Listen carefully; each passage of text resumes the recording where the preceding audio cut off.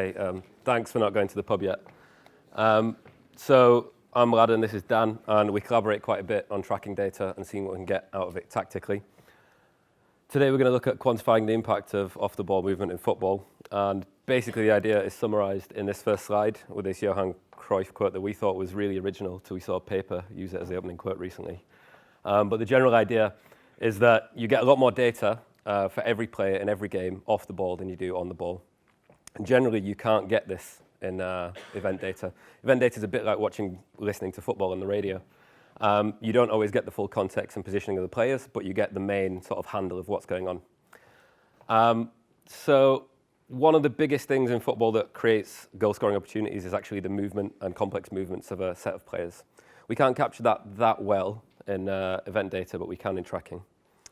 So what we're looking at today is basically movement in space and how that creates attacking opportunities. So we're not the first people to do that. There's another Voronoi in case you haven't seen enough today. But there have been works looking at how you can control space off the ball and not just look at on-the-ball events. Will did a Voronoi-based pitch segregation in the past, and more recently Javi and Luke Bourne have done some work where they've tried to smooth that out and bring in extra factors specific to individual players.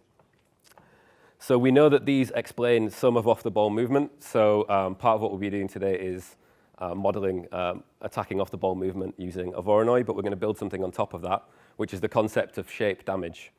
And what we mean by that is going to be sort of shown here. The concept of shape damage is always easily seen in attack here.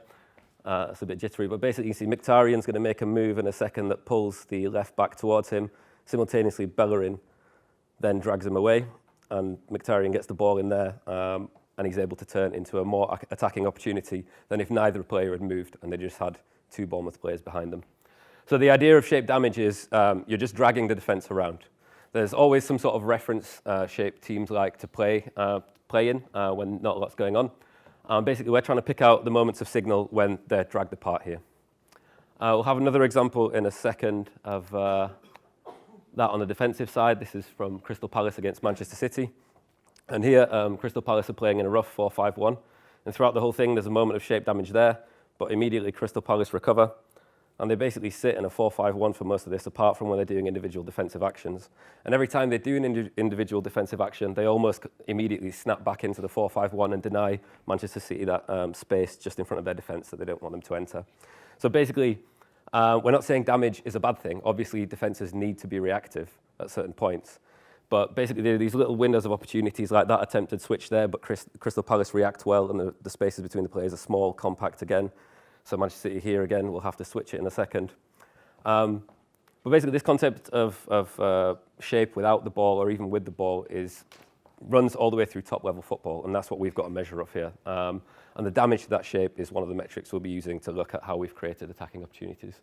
Here you see the move finishes with a kind of speculative ball in a second, just because the shape's so good. And in the end, it's a good defensive moment because Manchester City can't get in behind.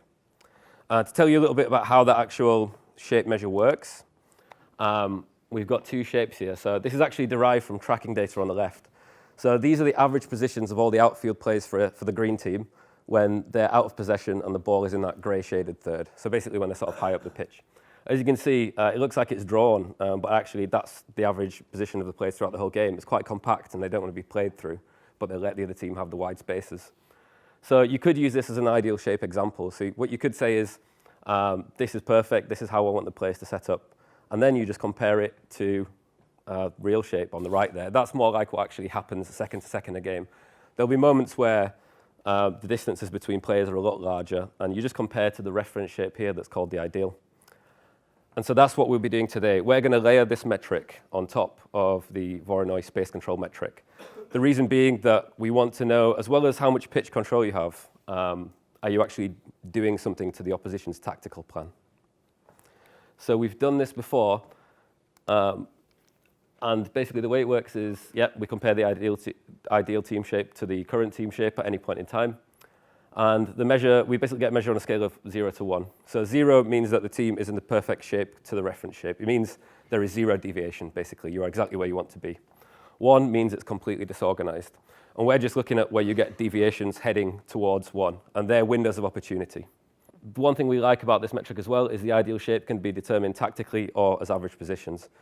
So throughout our data set, because we didn't know what the tactical plans of defensive teams were, we just took their average defensive position when they weren't conceding shots, because that's a decent metric. It must have been going kind of to plan. You could do the other way, and you could actually just ask all the managers, give me a tactics board. In this situation, where did you want to be? This can be either data-driven or it can be theoretically driven. That's one thing we like. And we have actually done this before at previous hackathon. We're going to show you a rolling graph in a second where it goes from 0% to 100%. We've just flipped the scale on that one. So on that one, 100 is good. But for the rest of this talk, 0 means good. You see what I mean? Basically, you can do it in real time. On the left there, we're looking at the red team in possession. And that red line is basically how close are they to their ideal defensive shape in possession. And then when the blue team comes in possession, the blue line should be higher because that's how close they are to their ideal defensive position when they're out of possession. So basically, you can measure transitions across different ideal shapes. This is a disorganized bit of play that you'll see ends in a breakdown, and that's why the line goes down to about 50% of ideal shape. Basically, the supporting runners don't come and join, and sort of move peters out into nothing. So basically, with previous data sets, we found that it's quite common that when a game breaks down into chaos defensively or attacking-wise, it usually doesn't lead to good outcomes. We didn't think the sound was that, sorry. You can also do this with individual players, so no pitch map here, but all you need to know is that the black line there is basically a team average shape, and each colored line is an individual player. And all you do is you take one player out each time and recalculate the team shape. And if the team shape is good, if that player is dragging down the team shape average for that line will go up. So basically, you can pinpoint exactly which players are either out of position or have been dragged out of position. It's not something we'll be doing today, but it's just to show that it's possible. On the next slide, you're going to see basically how we're computing this in real time again, but with the actual data set we used. Here you see a ball played down the left wing that drags all the red dots across there in real time. And here you'll see what happened to the shape damage. So remember, a higher score is bad. It means there's been more deviation compared to the ideal shape. And in the end, we just look at what was the highest point of each run. So we broke down our data sets into runs, and we just said which runs created the highest amount of shape distortion. And what are we predicting? We're basically saying that we can evaluate the attacking quality of off-the-ball movement by the degree of space created, so that's the pitch control model, with a layer of understanding how much the opposition shape has been damaged. So we're just putting those two things together and saying we'll get a better idea of the quality of off-the-ball attacking runs. And then Dan's just going to take the next bit. OK, so Mladen's told you the idea, and he's told you the metrics, and I'm going to talk about how to turn the metrics into a model, and it's a model of run quality. So the first thing we need to do is to pull out everything we think is a run, an off-the-ball run in the data. This is actually really quite easy because the data tells you the velocity. And so if you're looking for accelerations, which are a good proxy for runs, it's really easy. So we look for over 1 second or about 1 second of average acceleration above a certain threshold when the game is in open play. In the opposition half, stops you picking up loads of defensive sprints, things like that. And when the run is not in possession, because we're looking at off-the-ball runs. Not in possession at the start of the run, that is. And here we have an example, which is just a passage of play, and the runner is marked in red there. And it's quite easy to pull out all of the runs for each individual player. And so these are two attacking players from the same team, the team for which we have data. And you see that they have quite qualitatively different behaviors. We have one player who runs a lot through the middle there on the left, and one player that runs more on the wings and more perpendicular rather than directly towards goal. And so because we can see how the runs clearly differ qualitatively, the question is, can we quantify which of these runs are good, which of these runs are bad? The way we do that is with these metrics that Mladen spoke about. So this, I think, no, the next slide is the final Voronoi tessellation of the day, well, at least as far as us speakers go, I hope. Very simple. We want to look at how much space each team controls during the play. So break the pitch down into positions, into regions, which correspond to each player, which part of the pitch is closest to them. We could sum up the regions of the pitch which are assigned to each player and get a relative measure of pitch control, space control, whatever you want to call it. And you can do this in real time, so you can do this as a time series. And what we measure a run by is the maximum space created at any point of the run. This is sensible, at least from our perspective, because it stops you having synchronicity issues where you accelerate and you run, and part of your run is very good, but then it's closed down, and things like that. Or where perhaps two runs happen slightly offset whatever it is. And so that's our first metric, the maximum space created during the run. And the second is exactly the shape damage that Mladen just spoke about. And again, we look at the maximum damage induced during the run to the opposition defensive formation. And so how do we combine these things to build a model of run quality? Well, we build a model as follows. For each run, each run, we compute these two metrics. First of all, the space created and the formation damage metric. And essentially, we just place them onto these axes, which is run space. And we do this for every run.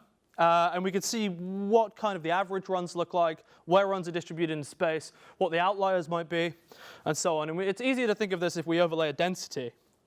And when we look at this, we see that space created is actually quite variable between runs. And this might indicate some runs are coming from deep, maybe they're running out wide, doesn't matter what it is. But this damage metric is often low. So a lot of runs don't induce this damage to a high degree. Now this is all runs, and so to look at run quality, what we asked is which of these runs are leading to shots, to chances. And so if we overlay all of these runs which have follow-ups of shots in the following events in the event data, we can see that it looks a little bit there like they're distributed differently in this space. And if you pull them out side by side, you see that that's probably the case. So here we have that density plot again for all runs and then for those leading to shots. So it seems it's more shifted. And so it looks like our hypothesis, maybe it's true. Maybe it is that when you create more space and you create damage together, that's a good indicator that you're creating chances or that it's a good run. And so we wanted to quantify this, not just to eyeball it. And so we fit a probabilistic model to each run, or at least to the run space, to work out the likelihood of a shot. So these are all the same points again. Red is again shots, gray is all the runs. And we fit a logistic regression to fit the likelihood for each of these points and for any point in the space to lead to a shot. And what we see is here in this upper quadrant, space creating formation damaging runs are inferred to be more likely to lead to shots, which is exactly what we predicted. But it's cool because now, if we pull out all of the runs in this space that correspond to these high likelihoods, this high run quality, we can start to tag good runs that didn't necessarily lead to shots for whatever reason that is. Maybe the play breaks down. And so that's cool because this now lets us evaluate players not based on the outcome, but based on their actions. And so this is the point where I'm going to pass back to you, and you're going to talk about how we can use this to evaluate players on an individual basis. Yeah. So this is just one team over one season, and only 5 main attacking players. So there's not a great amount of discrimination to be done. However, we can see that a lot of the higher quality runs, we judged run quality by the probability that it would lead to a shot, by the way. We saw that a lot of these higher quality runs happen by attacking players, forwards 17 and 12, which makes sense. They should be the ones making attacking runs. But we saw that midfielders have much more of a fatter profile here, so they're all kind of similar. And most of these midfielders actually played quite deep. The only ones who were a little bit more advanced were 11 and 9, and as well that comes out because you see that they're creating more attacking high quality runs. So ideally what we'd like is a much bigger sample, because at this point you can start to discriminate between different players, different teams, different shot quality across all of them. So what have we found is 3 main things, and the first one is that we can accurately track the shape damage that's been caused to a defensive team that's created by attacking movement. The second is that the shape damage and pitch control together combined are a better predictor than either metric alone. Finally, we now actually think we have a decent way to measure the quality of the ball runs based on what it does to the opposition's ideal tactical plan. So with pitch control, maybe all of the area that you allow another team to control is in front of you, exactly where you want them. But if you layer this in, you actually get a measure of when they were having control of the pitch. Was it in behind you? Was it in areas you didn't want it to be in, basically? So we're coming at this from 2 slightly different angles. And the benefits of using the shape damage alone as well. Basically, it's a very versatile metric, so it can be used to measure how much damage you've done to another defense or how much your team has done to yours. It's a quantitative way to measure the execution of a tactical plan.